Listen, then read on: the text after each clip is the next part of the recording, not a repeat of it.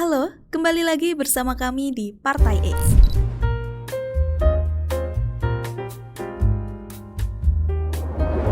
Negara zombie. Produk domestik bruto PDB Indonesia tumbuh sekitar 5%. Lalu di-framing dengan judul besar Ekonomi Tumbuh. Tapi, di saat yang sama, utang pemerintah sudah menembus sekitar 9.000 triliun.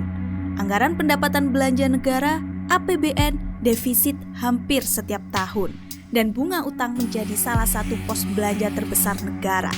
Ini bukan opini, ini data. Pertanyaannya, apakah ekonomi benar-benar tumbuh? Secara logika dasar, kalau pendapatan naik, ketergantungan pada utang seharusnya turun. Kalau utang justru terus naik, berarti ada masalah di struktur keuangannya. Logika ini berlaku dimanapun, baik di bisnis, di rumah tangga, dan di negara.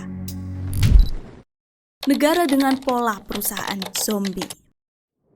Di dunia bisnis, kondisi seperti ini disebut perusahaan zombie. Penjualan naik, tapi biaya naik lebih cepat.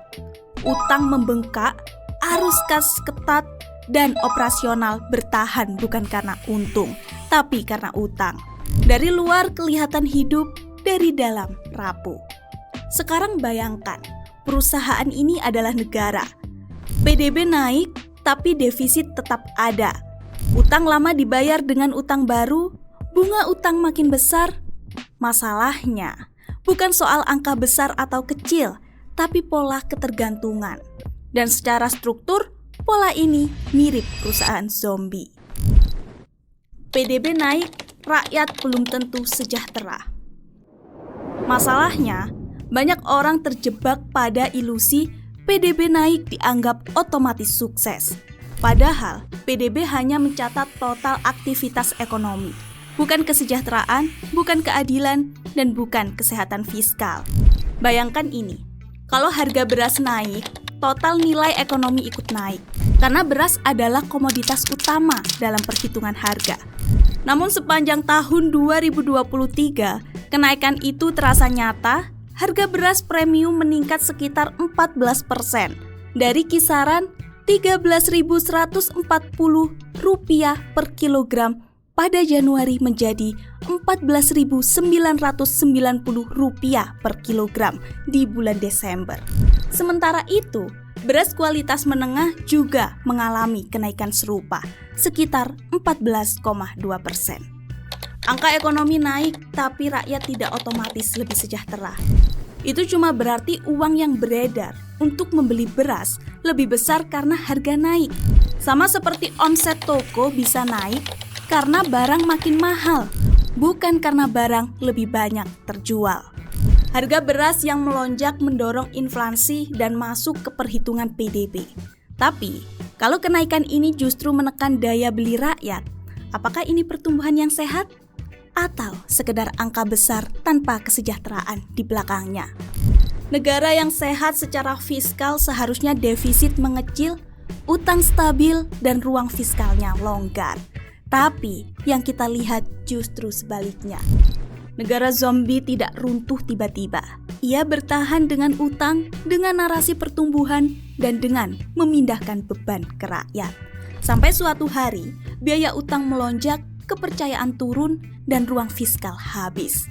Dan di saat itu, yang membayar paling mahal bukan negara, tapi rakyatnya. Otoritas pajak dalam negara rugi. Dalam negara yang fiskalnya rapuh, fungsi otoritas pajak ikut berubah. Ia tidak lagi hadir sebagai pelayan, tapi sebagai penagih target. Ukurannya bukan keadilan atau kepatuhan jangka panjang, tapi setoran jangka pendek. Kepatuhan diganti ketakutan, edukasi digeser oleh sanksi, dialog diganti surat peringatan, dan kesalahan administratif mulai diperlakukan seperti kejahatan. Bukan karena rakyat makin bandel, tapi karena negara kehabisan ruang fiskal. Pajak pun berubah fungsi, bukan lagi instrumen keadilan sosial, melainkan alat pemaksaan untuk menutup defisit. Pendekatan ini tidak memperkuat ekonomi, ia justru merusak basisnya. Pelaku usaha jadi defensif, UMKM takut naik kelas, ekonomi informal memilih tetap gelap, produktivitas tidak tumbuh tapi diawasi. Ini pola perusahaan zombie. Saat arus kas seret, yang ditekan bukan struktur yang boros, tapi unit yang masih menghasilkan uang. Dan dalam konteks negara, unit itu adalah rakyatnya sendiri. Sekarang sudah jelas kan dampaknya kepada siapa?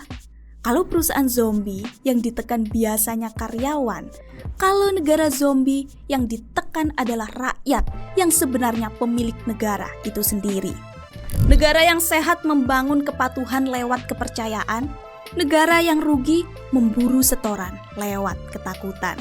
Selama pajak diperlakukan sebagai alat kejar target, bukan kontrak sosial yang adil, yang tumbuh bukan ekonomi, melainkan ketegangan antara negara dan rakyat. Jalan keluar dari negara zombie. Negara zombie bukan mati karena miskin, tapi karena kedaulatan dicabut dari rakyat. Selama pemerintah diperlakukan sebagai negara, pajak jadi alat tekanan, utang jadi napas buatan, dan rakyat jadi korban. Negara sehat bukan yang PDB-nya tumbuh, melainkan yang mampu hidup tanpa memeras rakyatnya. Itu tadi video dari kami. Jangan lupa like, comment, and subscribe. Dan kami Partai X pamit.